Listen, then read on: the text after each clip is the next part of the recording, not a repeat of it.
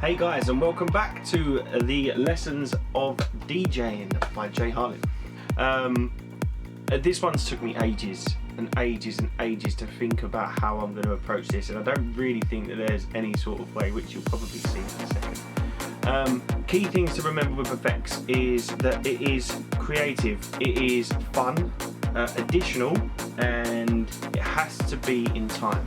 So if you are going to do chop effects, you'll see in the video that I'm doing them in time. So if you're wanting to, there's a word coming up, whoa, you want to reverb that whoa, you're going to have to press the reverb on button before the whoa is said, and then after the whoa is said, you take the fader down, literally in that second, on, down, and that whoa would come out with loads of reverb on it. But the next drum or the next word wouldn't. So that's one of the things that I would say is really, really key. So yeah, let's just get into it, see what you think. If there's anything that you want me to break down, I might do a mini-series just specifically on effects where I talk about echo, or I do a few different examples. I might also do some mixes on how I sort of get out of a bit of a bad mix or a bad situation if I've run out of time and I want to use an effect or a delay to make something continue for longer so I can keep the track running that's actually finished. So yeah, jump over with me, let's see, click like, subscribe, don't forget all that good stuff, and make sure you comment below anything that you want me to do a video on. Hey guys, and welcome back. It's lesson 4 and this is all about effects. I'm using a Pioneer DJM 900 Nexus. This has got very similar effects to a lot of other controllers, so check what you've got. This is kind of how they work and how I would use them. I've got 2 tracks queued up and they are in the description below. Okay, so I'm going to go through each effect one by one, and I'm going to explain how I would use it. On the majority of effects, you've got a beat changer or time changer, time parameter, whatever you want to call it. You can either go for a whole beat, so the effect is going on for a whole beat, 3/4 of a beat, half a beat, quarter of a beat, 1/8 of a beat, and then you generally have a time parameter here, which you can get it even more lower than whatever it's allowing you to go. And sometimes you can create some cool effects by using that, which will show you in spiral and echo. That happens in them. Okay, so delay, intro on. Right, delay you're using to double up the track. So, or not double up, but quarter up, 1/8 up, whatever. You're playing this track exactly however many beats you choose after. So I'm playing it 1/2. So it's half a beat, quarter of a beat, 1/8 of a beat, right? And you can kind of use it with turning the dry wet on and off, or you can use it pressing the on and off switch, and you can choose what you want to double up. So if I only wanted the clap to be like, I can do that. Just turning it on, just before the clap, because I know where the clap's going to be. There's a cool way of making an intro have a little bit more in it while you're mixing it into something else. I generally wouldn't use this working out of a mix. I would use an echo or a reverb or a trans or a filter.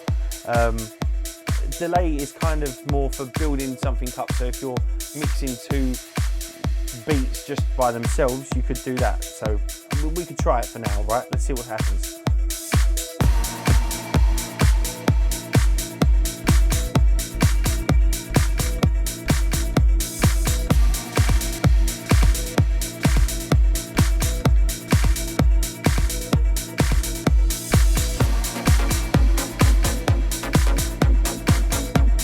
So all I'm doing is bringing it on and off, there's not loads going on. But this, if I cut it out now, it will not ring out. It just stops. Right? So I hope that kind of explains delay and how I would use it. I would generally say put it at the beginning of a mix or in a section where you're trying to sort of create some.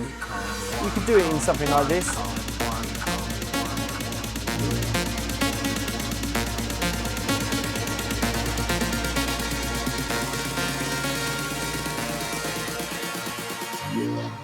We come one. Right, so you can use it in the the parts that you're trying to make bigger. I don't know if that makes sense. That's kind of how I see it or how I hear it. So that is how you would use delay. Moving on to my trusted favorite, which is echo, right? So I really like echo. I love echo because it rings out. So if you're trying to chop and create this, whoa, whoa, whoa, whoa, where did that go? Like, that's what echo does. So I'll just do it on the intro so you can kind of see how an echo works, and then I would show you how I would use it in a mix. So again, you've got your time parameters. So we can go, oh, we can put it on the right channel first and foremost. Make sure you do that, because otherwise that will happen. Everyone will go, did he mean to do that? No, I didn't. Okay, so we'll do the clap for a whole bar.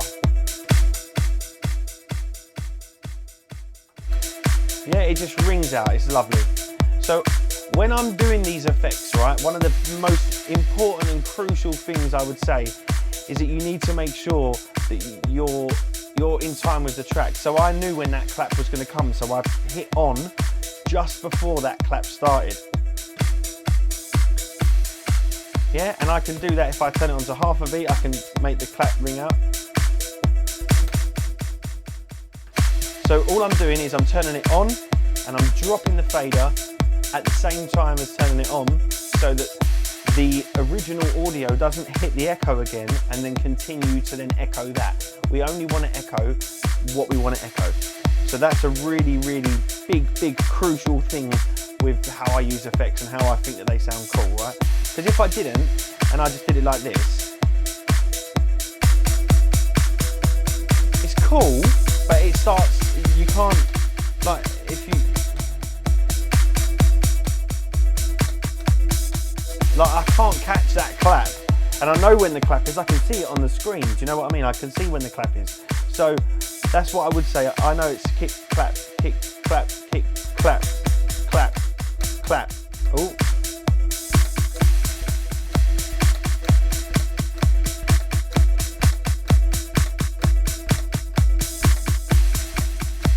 Kind of like that.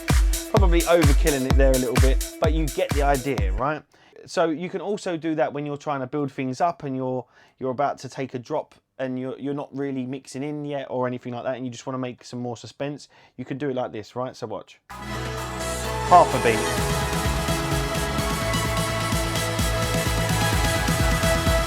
Change to quarter of a beat. 1/8 of a beat. Time parameter all the way up. And then off.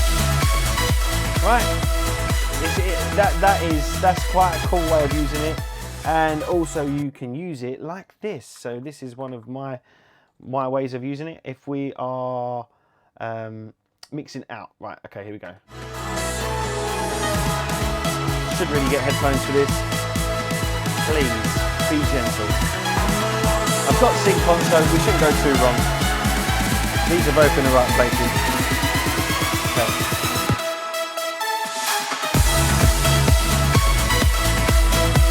So we've got two tracks playing right now, and we've got the echo on this on half a beat, and I'm just going to start chopping this on the synth. Oh.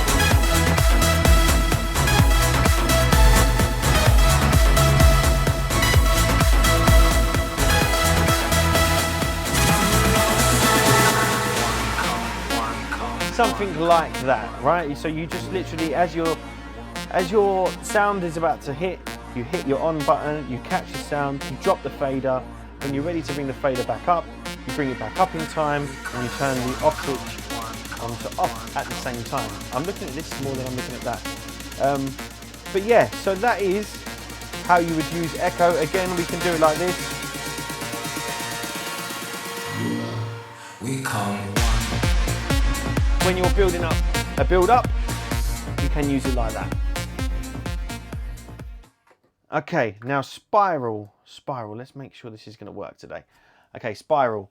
So spiral is a cool effect that I've only ever seen on Pioneer stuff. I haven't played on a lot of other stuff, to be honest. Pioneer has always been my favourite. So, but spiral's quite a cool effect. I don't really know the best way to show you this. Maybe with the intro of this track. Let's go with that. Right. So it's kind of like doing this weird echo, but if you change the time down, so go from a whole beat to half a beat, quarter of a beat, 1/8 of a beat, and then down, it kind of echoes and does this weird ring modulating and then pitches up at the same time. So it's really, really cool. I'll show you with an intro and see if we can keep it kind of basic. Right. So if I turn it on, it does this weird thing, right? And now, and I'm changing. I'm going to now do the rest because this won't go any further. And it's kind of getting back to more of a dry signal with a flanger. So I can't really say that there's anything else to do with Spiral. I wouldn't really do much chopping with it. That's kind of how I would use it. So try it out for yourself. And obviously you can do it in reverse.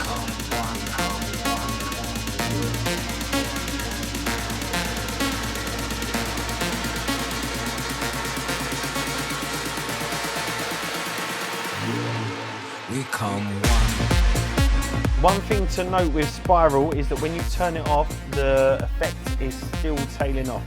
So you need to make sure that you bring it off at the right time. Okay? Now we're on to my favourite effect ever, Reverb. Reverb just is the coolest. You know when you just go into a room and you just say something really loud and it just reverberates around a room and it just makes you feel so good. Yeah. Anyway, so Reverb, we will put this on. And again, I'm going to show you how I would use this to chop an intro. Now, I kind of need my headphones for this so I know where I'm going. And I will show you chopping out and then chopping in. Let's go.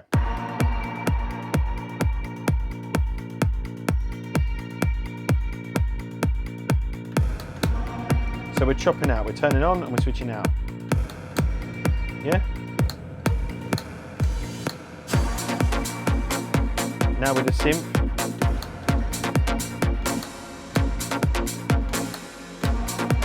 Dum. Dum. On. Down. Right, you see what I mean? Okay, that's how you would chop out with it.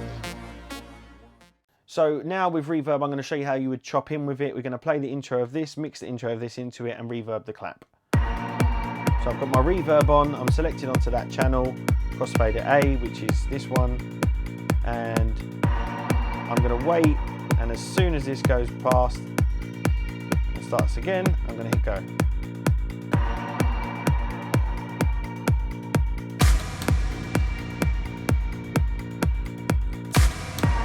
So I'm ducking this one, bringing the chop reverb in. Really snappy. You see what I'm doing? It's got to be really snappy. And if you wanted to do the hi-hat,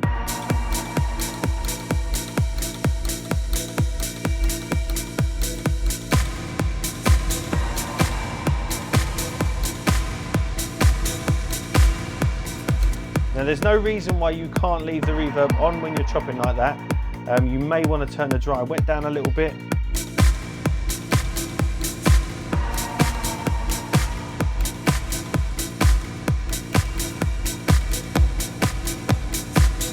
But you get the idea, you get the idea. This is shaking like crazy. So that is Reverb. I don't really think that there's much more to go into it. You could kind of use that in a mix how you like. But that is a cool effect. Trans is a cool effect. All it's doing is chopping the track up. So generally I'd only ever use this on 1/4 or 1/8, maybe go a little bit higher, but I'll just show you over an intro what it would sound like. No, we'll show you over this build up.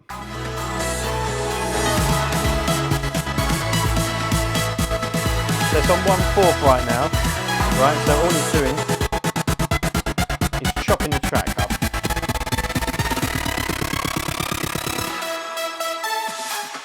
I mean, it's one of them effects that I'm not too sure whether you would use it in the main bulk of a mix, but if you're doing some cool scratching or whatever, it can make scratching sound really, really cool. If you've got a vocal and you're doing a vocal over an instrumental, then trans can be really, really cool, just chopped on and off when you want it. Yeah, and also don't go too heavy with the dry wet.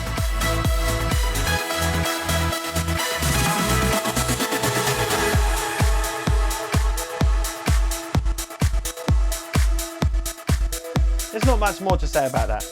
That is trans, right? Filter, we all know what a filter is. On a DJM, you've got the filters here, so you can just play the track and play the track.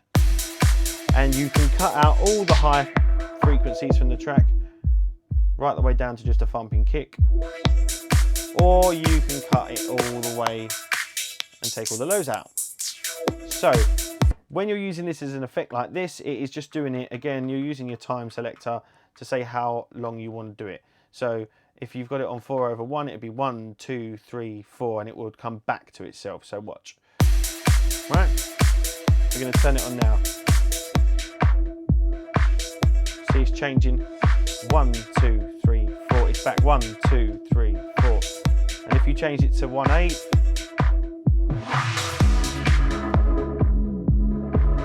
so filter, again, there's not much to it. You can mess about.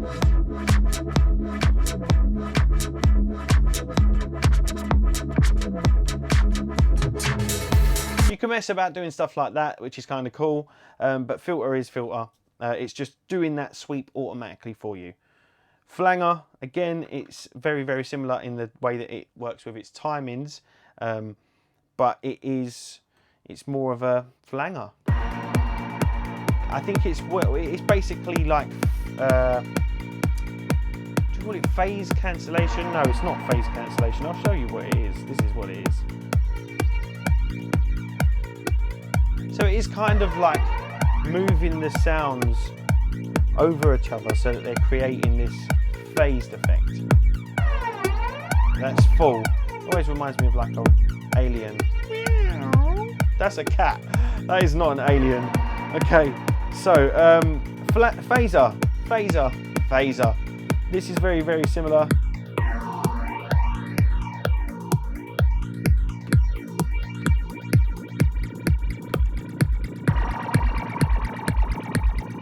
Yeah, very simple effect.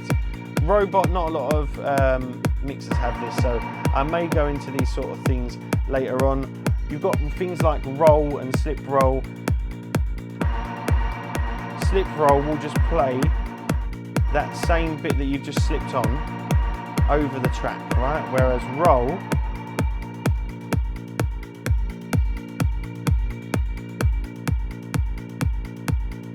will take over the whole track. There's the original. As soon as it's on, it's just whatever I hit loop onto. So that's it really. And reverse roll is roll, but it plays it in reverse. Right. Again, these are to taste. It's just when you're trying to be creative with these. I'd say that the biggest things that I've shown you that are the most important is making sure that if you're doing cuts, if you're using certain effects, that you're not trying to overdo it, and just keeping it on full the whole time. You need to be really, really conscious of how much amount you've got and whether it needs to be on, whether what you're feeding into that effects chain needs to be going into it. So if it doesn't, cut the fader. But yeah, that is kind of effects in a nutshell. If you've got Pioneer, you might have things like noise. That's just literally a white noise sound.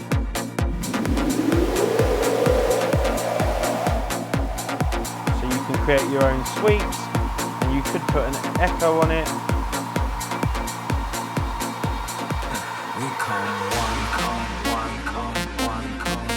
Right, so you've got weird little effects like that, dub echo. Again, these aren't really ones that I would use to create chopping effects. I would just use them overall, over the whole part of the track. Same with space, it's a really cool metallic-y reverb, it's like a space verb. But again, I wouldn't do too much cutting with them. I mean, I suppose space reverb could sound cool cut.